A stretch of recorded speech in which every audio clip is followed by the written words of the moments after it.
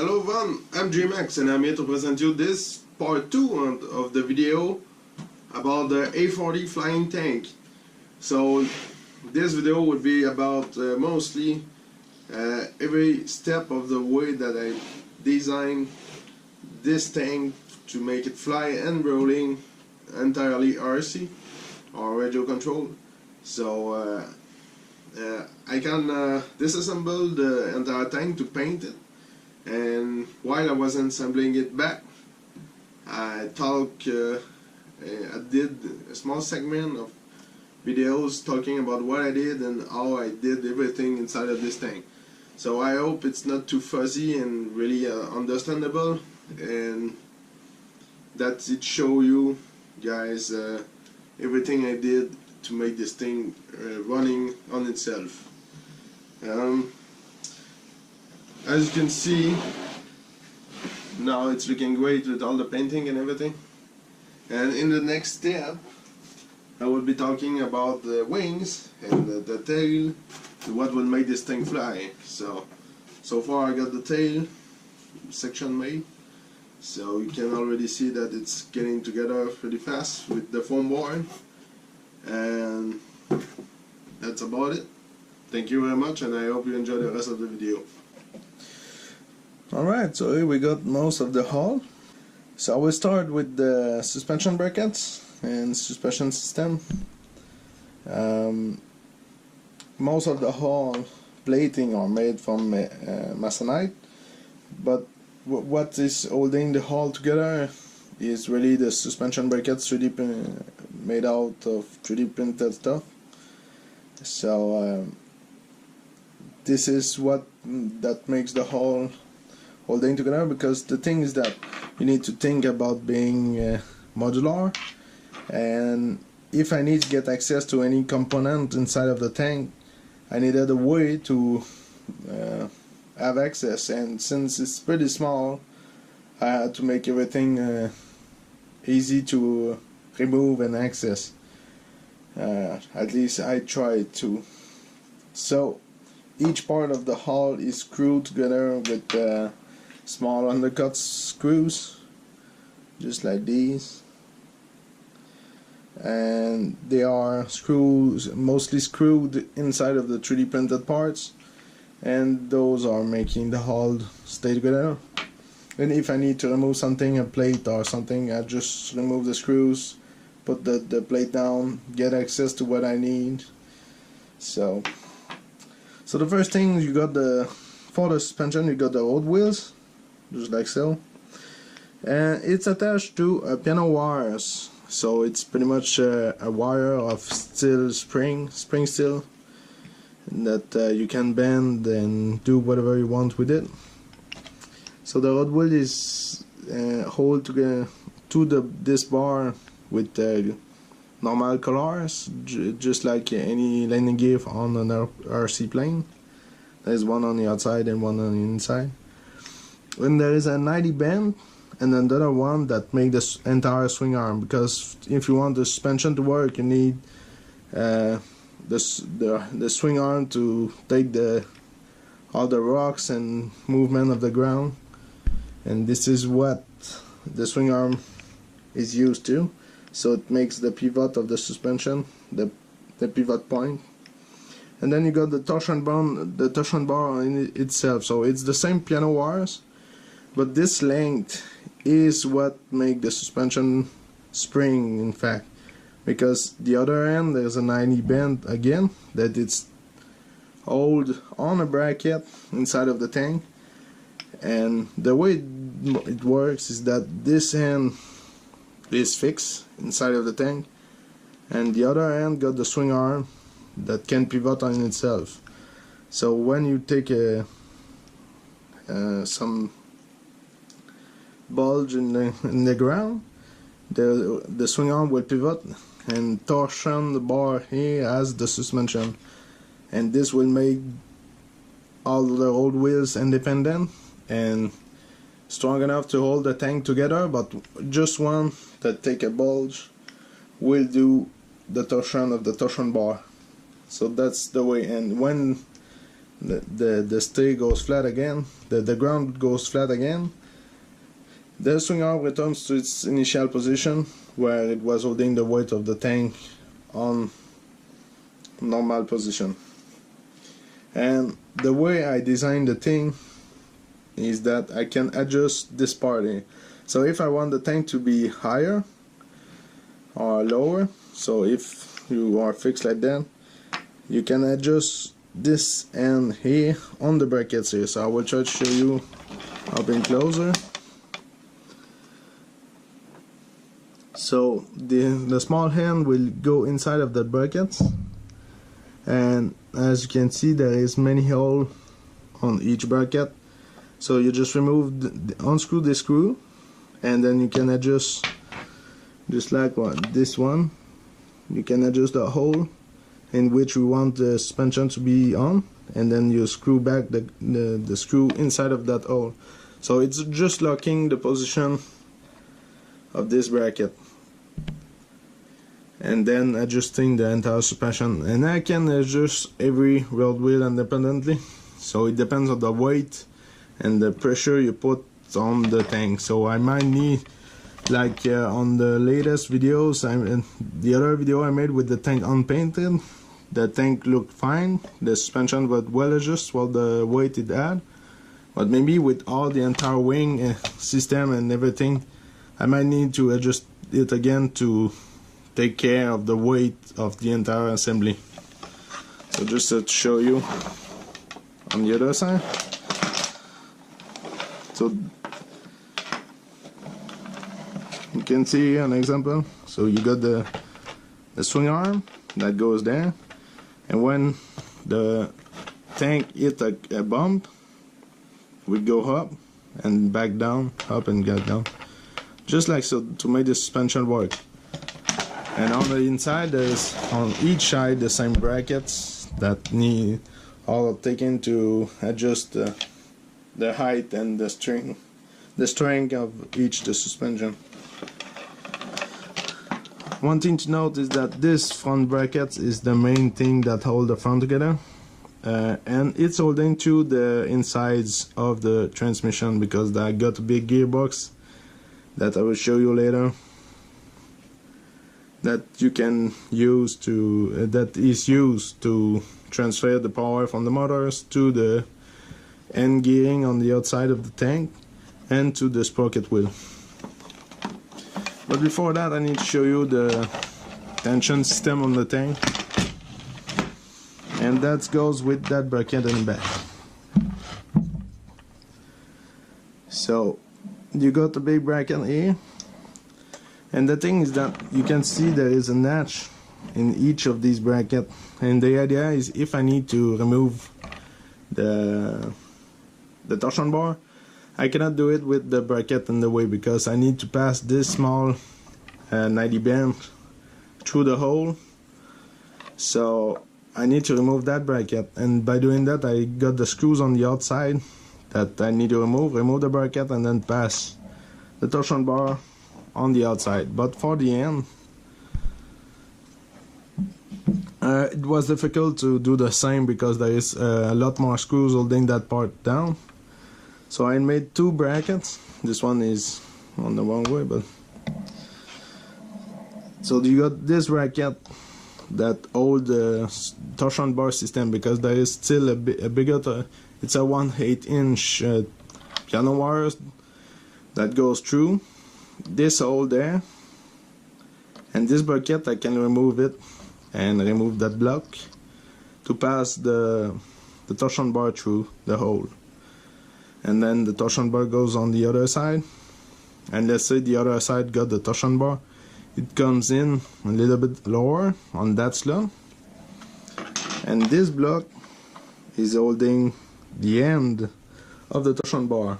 So I will get the torsion bar. So like I said, you got the same exact system but with a shorter swing arm, so a shorter bend here, because I don't need it for the tensioning system.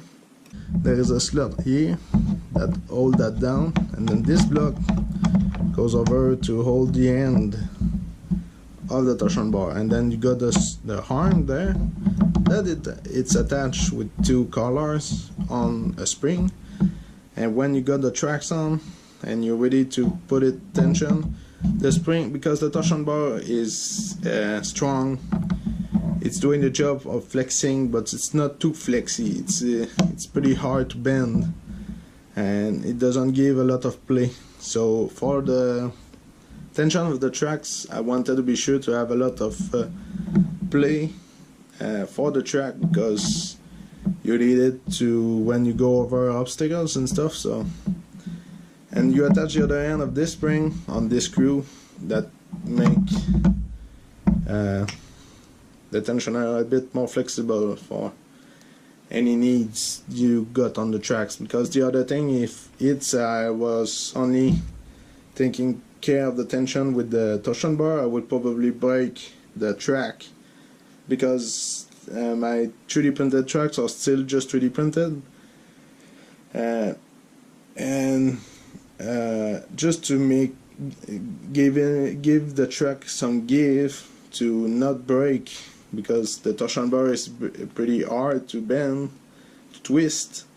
I wanted to be sure that I will not put excessive wear on the track, so the spring is a lot more softer than the torsion bar, and it would do the job by being there and that. So before continuing with the build of the suspension, we need to put some more components, and one of these is the gearing system and the motor system. So the first thing you need is the motors. So here I got a 3D printed bracket that hold many parts in the same time, but mostly the motors. Those are cheap electric drill that I had for a long time, that I bought for my first real tank project. So I removed the drill gearbox that I already did some projects with it many times, and I put a small pulley into it for MXL timing belt kind of belt, most likely like the same belt that you got on your 3D printer. And the motor, since it's on a belt and delivering the power to a belt, you need some tension into it. So there will be a spring that will tension on another bracket inside of the tank, tensioning this arm, and this arm make the adjustment for the belt on each motor. And I had to reprint that because when I unbuilt the tank, there was small screws like M4 screws there, and it was not strong enough on the whole diameter, I will say, because with the time the motors got kind of a weird angle because of the pulling of the spring. Even if it's not a big spring, the wear and the tension push the kind of oversized the hole. So I did make this stronger by putting a bigger hole, so more surfaces to go on.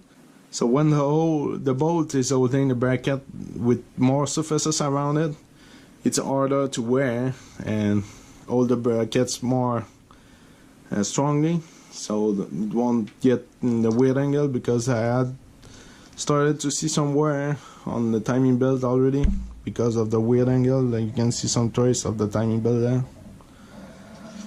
And this part is the main component for the structural integrity of the tank, because I needed to do a lot of work and sacrifice to make the entire hull as solid as I could, because of the fact that I want to tow it in the air and make it fly. So you will see later what I mean by this bracket, why it's so important and why it got a weird shape like that. Well, you can already see those are the surfaces with the plate on the inside of the hull on the front. So it's meshed with that. And on the inside I need to clear the torsion bar, so that's why there is a small curve there to let the torsion bar pass. So I really need to put that before closing the other side of the hull and putting the other set of torsion bar, because I need to pass this part first and screw that down.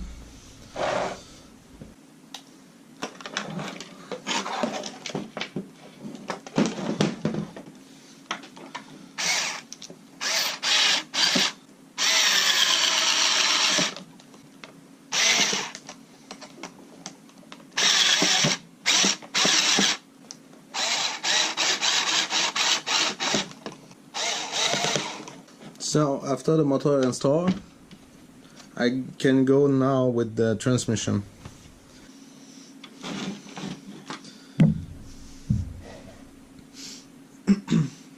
So the first stage is the motor with the pulley. Then you got a small timing belt. Those are MXL size, almost like it's look almost like a 3D printer strap on, you know, most of the 3D printer movement axis. And after that you got a 3D printed pulley that hold that together to make the first stage of the transmission. And it's a bit round, the teeth are a bit round because I'm using a 0.4 millimeters the extruder.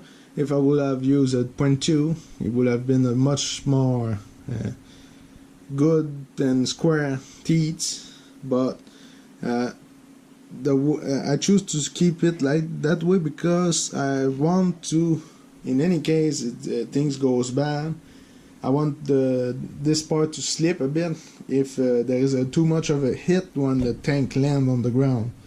So if it's going too hard, the track won't break, the transmission I presume, I hope, won't break too. I will just get this to slip on the timing belt. After that, you got the first gear that attached to the pulley via those recesses.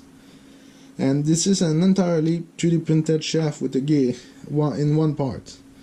And I had some trouble with that because it was 3D printed that way. So the layers are the most fragile parts on the bond between the layers is really the weakest part of the 3D printed parts. And I had to put some tension of the motors to keep the timing belt with a good tension, just to have it not to slip when running around.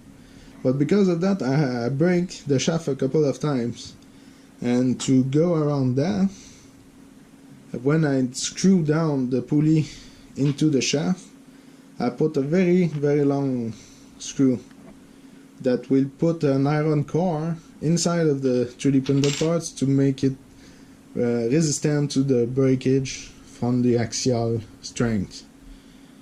So now I don't break anymore because all the screw is taking all the tension from the 3D printed parts. The other thing I did is that the shaft itself is running inside of the tank, so this is going at pretty high speed, and maybe some of the project that people do with 3D printed parts goes with plastic bushings and 3D printed bushings, but most of the time it doesn't work. So what I did is that I put the brass bushing inside of the tank, all the components, so those shafts here is running with a bushing on both sides to let it go sweet and as good as it can go without melting the plastic. After that, you got the second stage gear, and this is one block again, 3D printed gear.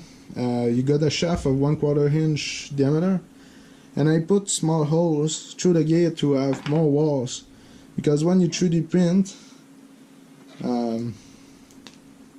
you got kind of a couple of layers around the main hole, and then you got flat infield. But to strengthen the gear with the other gear on the other side, I put holes to have a kind of a, got the main wall here, and then you got a smaller wall on each side like that. So you got a lot of walling inside of the gear to make sure that you got a little more strength out of it. But I guess now that it was not that needed, but let's say I do that in bigger scale, on 1/6 scale, I'm pretty sure it will help out. So you got this gear connecting to the first gear, like that. And then you got this pinion that goes through the tank outside to the last set of gearing. But to hold that inside of the tank, I got a cover plate that bolts into the main block here.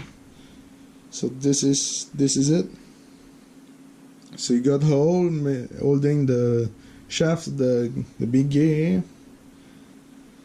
You got a bushing for the first gear, and you got all the screws and small recess to lock the plate into place.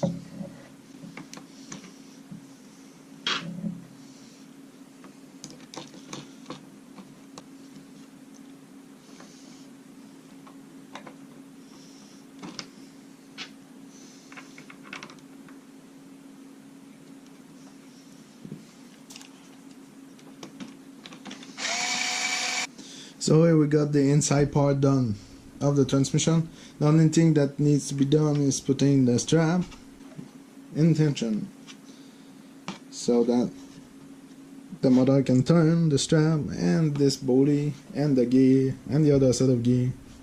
And now we can go down the outside. You got the small pinion gear that is coming from the rest of the transmission and the bushing here.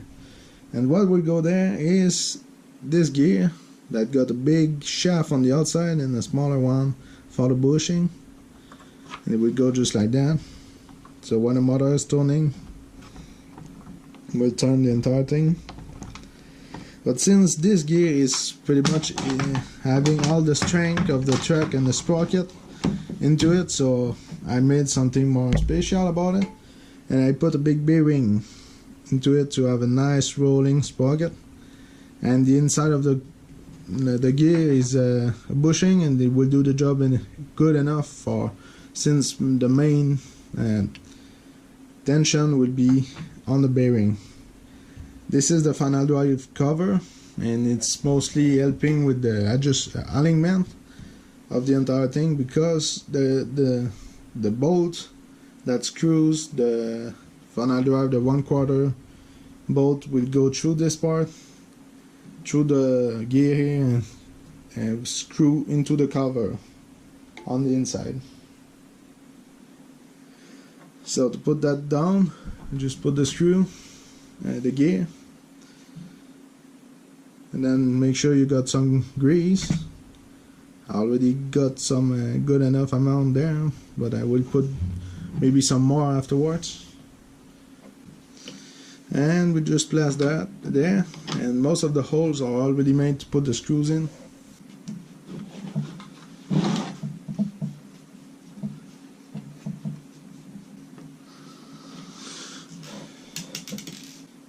And lastly, you need to put the bolt here through the entire thing to hold the inside of gear of the transmission.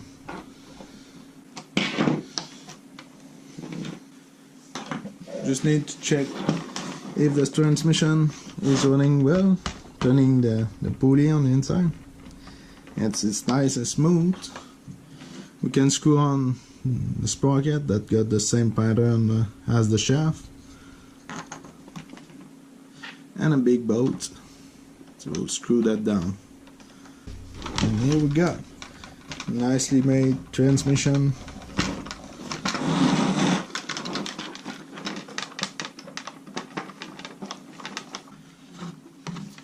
So now the transmission is kind of done, at least on one side. So here I got the main bracket, the bracket for the motors with a pivot, the bracket holding a smaller bracket for the spring, holding the tension on the motors for the timing belt. So I got a nice tension on the timing belt so it doesn't slip too much, or not at all. And then you got the rest of the transmission done, just like I showed. I wanted the thing to be quite fast, almost as fast as I can possibly go, because I wanted to get enough speed, I would say, to throw it in the air so that the tractor plane won't have to do too much of the job to putting that up in the air. And so I had to make a test. So I 3D printed a small gearbox with all the gearing, with what I was thinking was the speed of the motors. And I wanted this thing to go, I would say 600 to 700 tons per minute. So pretty fast, but a small sprocket like that, it doesn't go that far away with that number of turns. And I ended up with 1600 turns per minute with the gearing I had. So to reduce that, I keep the entire the gearing exactly the same. I just change the pulley to have to cut that from a third. So I had a ratio of 3 to 1, and now I got 5 to 1 on the main sprocket. So the entire thing, I don't remember exactly what the entire transmission is what the gearing ratio is, but now I know it's fast enough, good enough for doing the job I need and be controllable. Because if it would have been too fast, it would have been hard to control, harder at least, and it will put a lot of strength on the motors. But now with the gearing I got, the motor doesn't work at all. I mean, they don't get hot, they don't feel too much of the weight of the tank, and the gearing is running good. It got a lot of torque. So for now at least, the gearing is kind of perfect. I can always go back and change the ratio with this pulley simply by 3D printing another one, and I don't need to change much of the gearing with that system here. I just need to change the pulley, and the tension system will get the motor at the right tension even if the diameter change, and I can go faster or slower depending on what I will see on the field. After that, here we got some more brackets I installed for holding the front plate, the top and the back. So now I will need to build the other side, put the suspension in, the back, and assemble everything down to make the hull running, you know.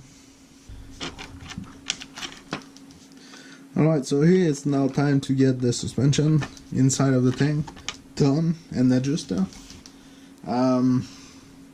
So here we got the swing arm with the torsion bar and the small ends.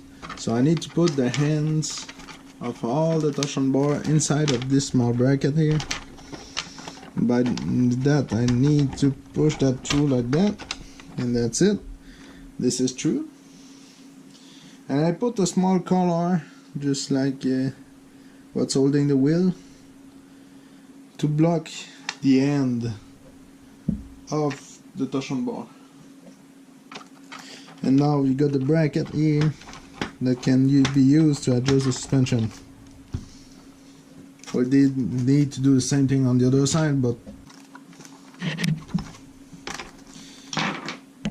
now it's time to do the same to all the suspension arms. So now it's pretty much the time to put the track on the tank, but I need to explain what I did first to build the track itself. So on the large scale tank, 1/6 scale, I would say that I'm used to build tracks that way. So I'm using a conveyor belt, and I'm screwing and gluing pads made out of industrial plastic, and this made for very strong track and flexible in the same time, and it does the job pretty well in combat with my large scale tank. But doing that in a smaller scale, like a lot smaller, half of that almost, it would have been pretty hard to find screws, make the mold, and made the plastic part finding belt that was not too thick, because you don't want a big thick strap like that. You want something smaller for the smaller tank. So this option was not too much of a good idea, so I had to search something else. So after that I tried out to make 3D printed tracks. So this is hard PLA pads that are single piece 3D printed. It's pretty much a kind of a Lego track upscale, and it would have maybe done the job, but I needed this to be strong like hell, and it would have been hard to make it strong enough and flexible enough and not tear up while driving the thing. And the time to print out each pad was very long, and assemble the truck is kind of time consuming, and was not a very good way, because the other thing is that you need to get the track solid enough for impact. Let's say you're going down the stairs with the tank or something, you hit with a high speed something hard, those pads will break just easily, because it's PLA. And I could have done this in other materials, but it wasn't a viable way, I guess. But I started out with some other material, since I was going to try something else. I tried out with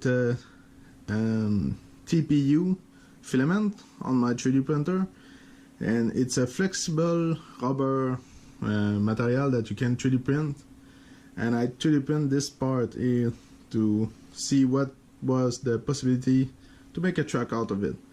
So you can see the edges of the pins are pretty rough, but it's strong, it's flexible, and if something hard hit in the front, the baddest thing it will do is bend and pop back to place, you know, because it's just rubber.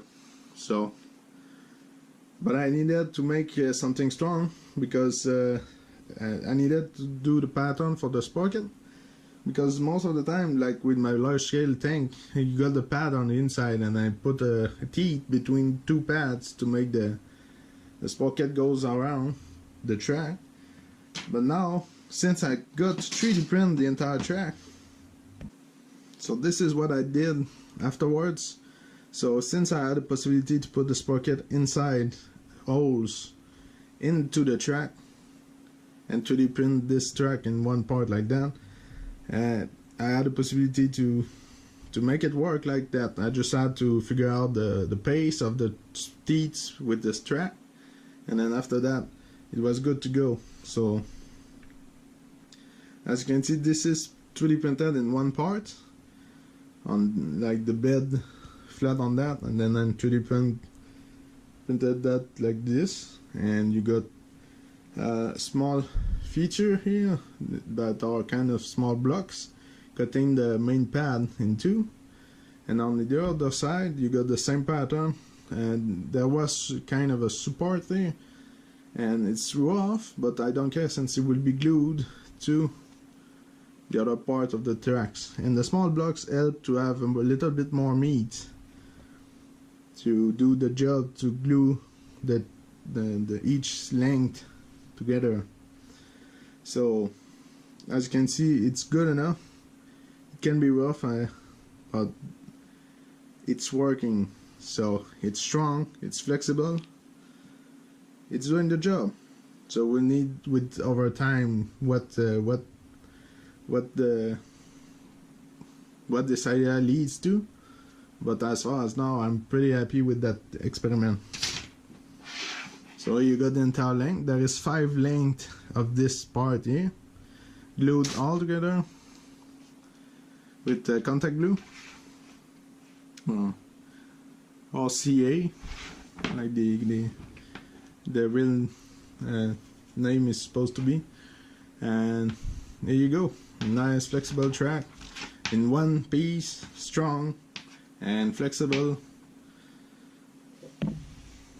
So to put that into the tank, it's pretty simple. You just pass the front sprocket, the old wheels inside, then the idlers.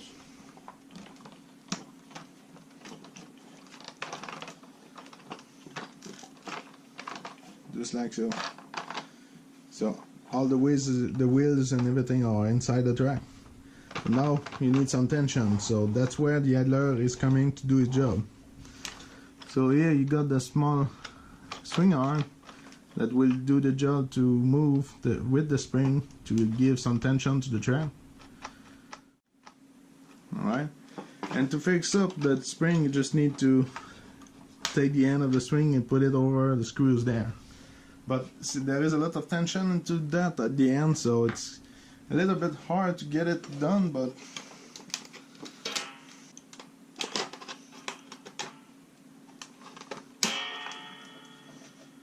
so just like so. So the spring here is tension, and you got the track that is now pretty much tension, and every time you move, the idler moves, and the spring too. So this is how, when you got the bumps or something that is pulling on the track, you need more space for the idler to move back, because if not you will put all the pulling onto the entire track. So let's say you got a bump there and you got a nice flexion on the side of the tank. The idler would do the job to came back and tension with the spring. So you got the idler in the back that will do the movement to keep the track tension, and on the inside you got the spring, the rest of the torsion bar with the spring doing the job of tensioning. Alright, so out of that I will show you a little bit of the electronic. So since those two drill motors are just brush motors, electric motors, I got cheap, they are supposed to be 160 amp PSCs, but those are cheap Chinese so I guess it won't be as bad as that. But so far, with the weight of the tank and everything, I'm drawing something like 5 amp total going at full speed, so there is no trouble. The system is not drawing any amp, and it's not working too hard to make this thing move, so it's a very nice setup. So out of that, to make the differential driving for a driving tank, so when you go forward, all the controls are in one stick, so when you go forward both track goes front, when you go left one track stop and the other one goes full speed, and when you reverse both track go reverse. To do that I'm using a simple V-tail mixer. It's just like a differential thrust on the airplane, and you just make sure that you need to figure out the wires to make sure that the motors are turning the right way when you want to do the command, and after that you can just drive the tank just like a real thing. And I can even program it so when you go left, full left, let's say, one track goes forward and the other one goes full reverse, so you can make flat spin on the spot.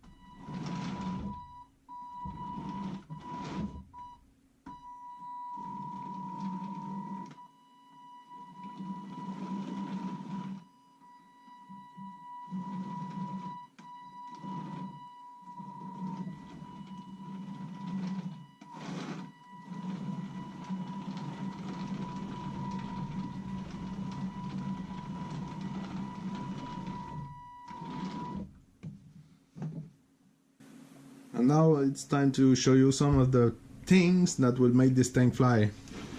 So since it's the only glider, I need a tow mechanism to release the cord that will be attached to the tractor plane. And to do that, like I said in the beginning, I needed to do some sacrifice and a tweak to make the entire oil integrity to be capable of holding the thing, because the entire tank, when it's operational, it's weigh 8.5 pounds, but plus the wing and the electronic around, I hope to be below 15 pounds. I will try my best to be as light as that, but maybe it will be more than 15 pounds.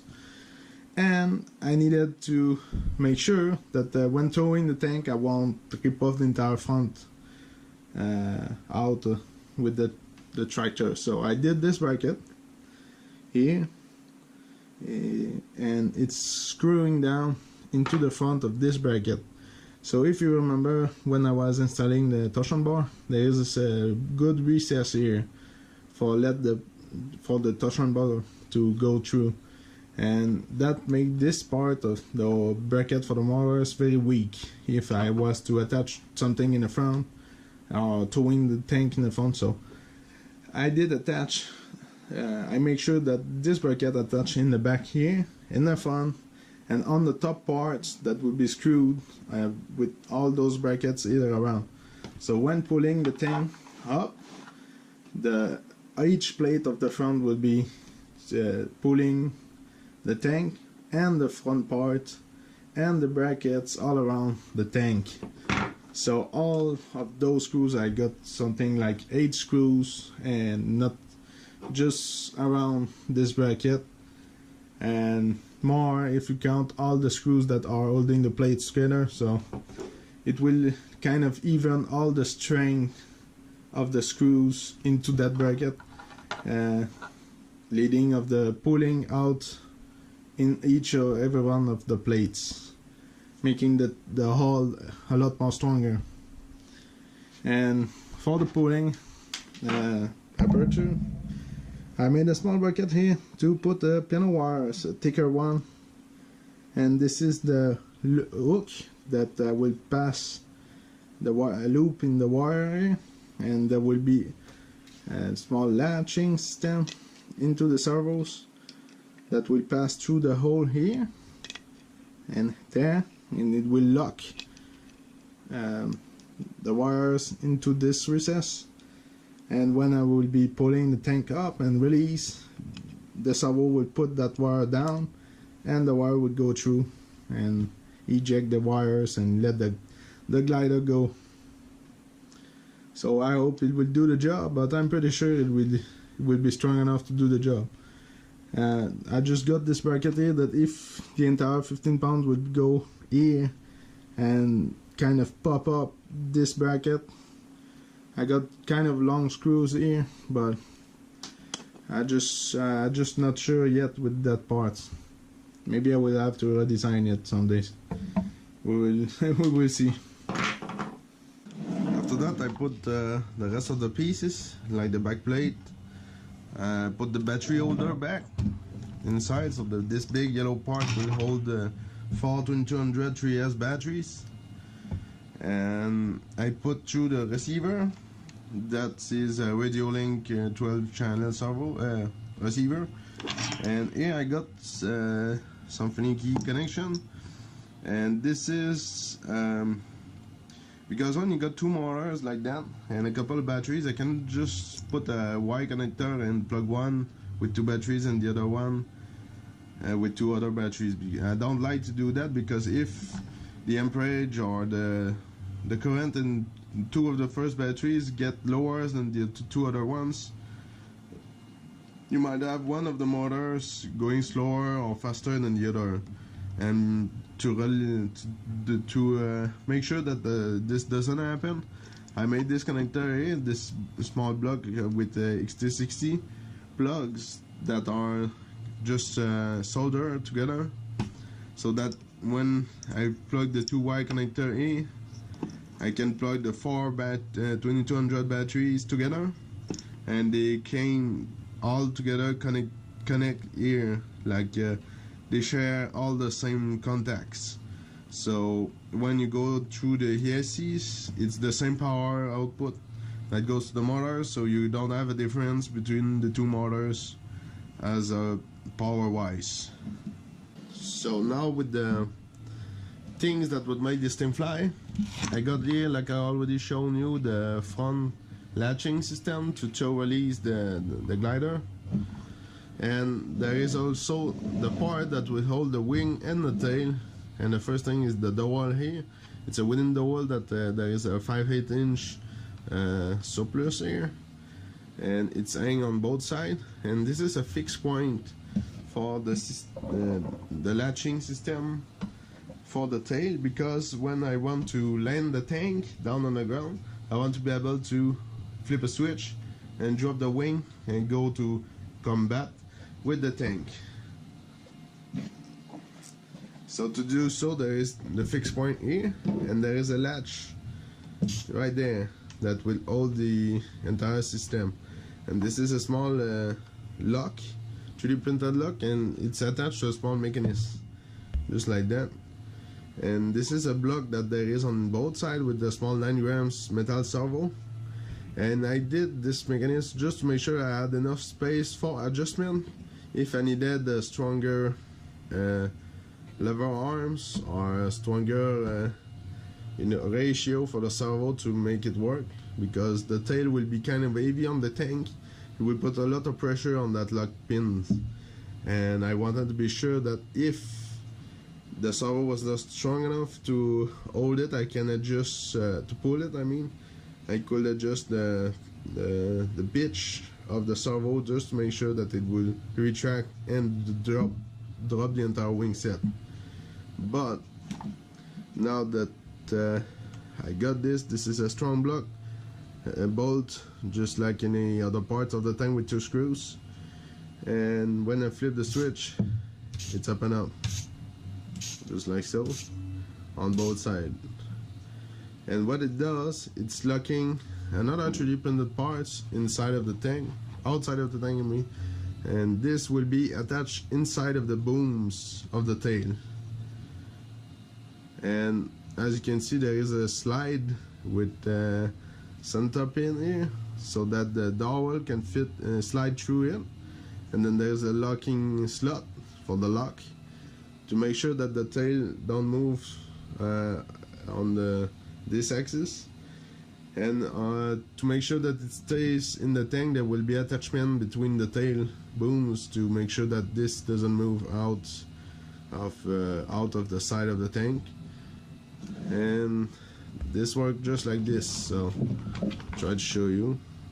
So to clip the wing, you just slide this until the end, and then releasing the servo, you can just put it in place, latching it just like so. So now this bracket is hold on the tank, cannot move too much, and the locking pin is pretty small, like it's a 1/4 inch by a 1/4 inch square, but and it's growing bigger inside of the tank with the slide and everything. But as far as I know, this lock is strong enough, like it's almost 100% infill.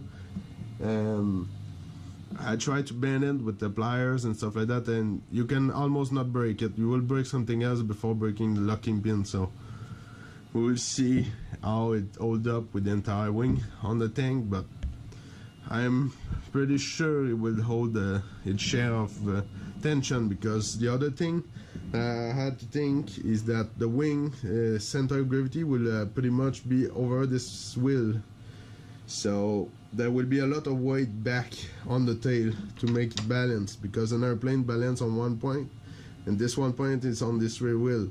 So the entire like half of the weight of the entire set, with the leverage of the tail, will be over this point, so almost right over the pin. So most of the tension on the lock picking pin will be trying to push it up like that because of the leverage of the tail. So now with that, it doesn't move at all. Just a small clicking noise, small gap, but nothing to be shy about. And this is working on both sides just like that.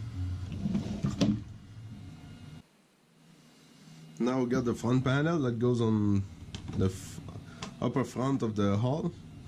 But I need to put on the driver hatch that I 3D printed entirely. And I'm pretty proud of the details that came out from this part. You got even the thickness of the plating and everything. And it's simply screwed down with 2 screws into that plate. As you can see, my painting is pretty rough, but I don't care too much, because on the inside I painted white just to make things a bit more clear when you look inside of the tank. But out of that, nobody will see that, so I didn't care too much about keeping it too clean, you know. So I did it rough because it's a tank and it's supposed to be rough. So to put that down, I just need to make sure that I don't squeeze too much wires. And as you can see, there is a small hole for the release system, and then there is the 2 bolts, 2 other screws holding the entire holding more strength, adding more strength to the release, and attaching the entire plate with some much more screws all around the plate. Now we can go on to build the turret and the top plate that would go on the tank. So first, I got the top plate here that goes over the tank, just like so. And you can see I made the 3D printed brackets, and that is glued through the wood panel with a big square hole. Alright, and this is holding the turret down to the tank. So I made a kind of a spacer here that got a big nice surfaces. So the floor of the turret is just looking just like that. It's just a plate of 3D printed parts, 3D printed the material that goes over that, and the entire turret will just slide on these surfaces here. And to make the rotation of the turret, I use a 360-degree servo. This is a small 9-gram servo with an airplane rubber wheel that turns around just like so, unlimited turning. I got a small tensioning system with a spring here, so that when you screw down the turret, it just holds in by friction to the tires, and when I turn, the friction of the rubber of the tire turn the turret left and right. And if there is something, let's say that the turret start turning and then there is the wing in the way, or a branch or something like that, the tire will just simply slip on the turret. So if there is a big hit or something like that, I won't break anything. This is made to slip and be nice with all the parts. It's just to make the turret work, but it's not really something of precision. So, and the other thing is that I had to pass the wires through the turret, because now in the turret I got the elevation of the gun and the firing of the gun. So there is 2 wires that need to pass through this pivot point. So how to do that without destroying the wires and without too much interfering with the rotation turret. So like you have seen on the turret plate, there is a pretty big hole through, and I made a bracket just like so. So if you can look at close enough, when I put that down into the hole, I got enough thickness here to put the plate of the turret that goes between those 2 things, and then I screw down a screw right in this hole there.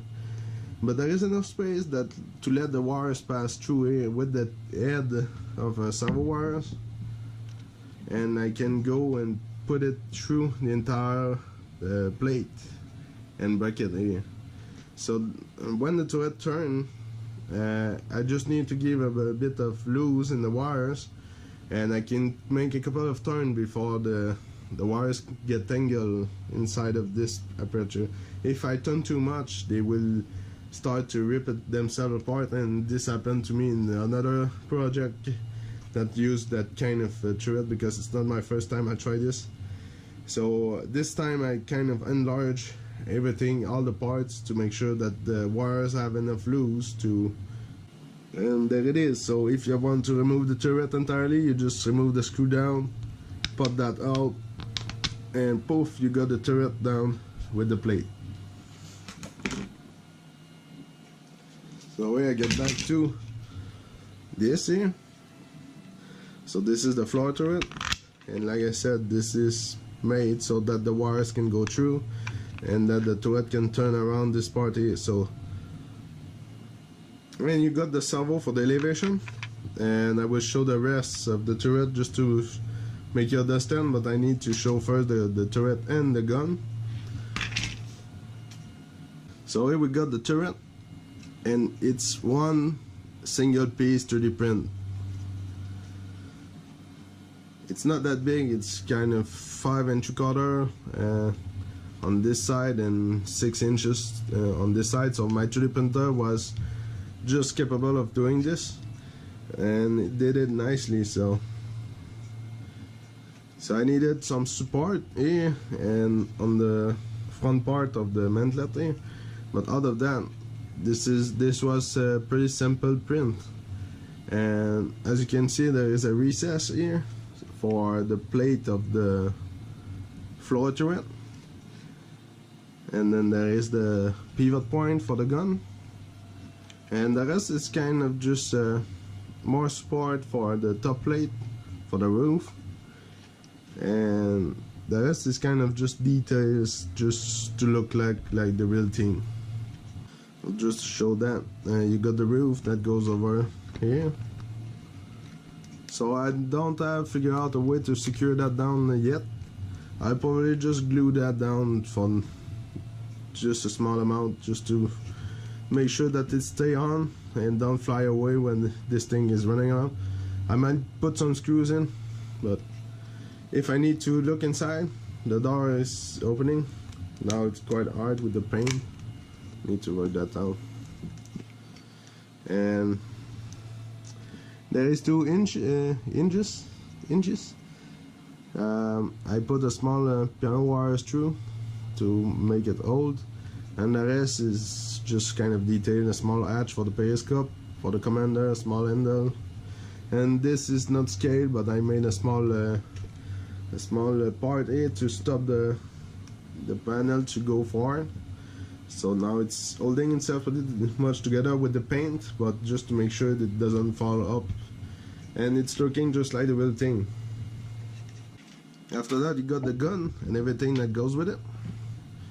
So if you remember, in the base plate there, the floor turret, there is a servo that connects to this control arm here, and this block here goes inside of the turret, just like there, and the screws there goes in that hole, and this makes the pivot point of the gun for the elevation. So when attached like that, you just move out the servos. Come on. And you do the elevation like that of the gun.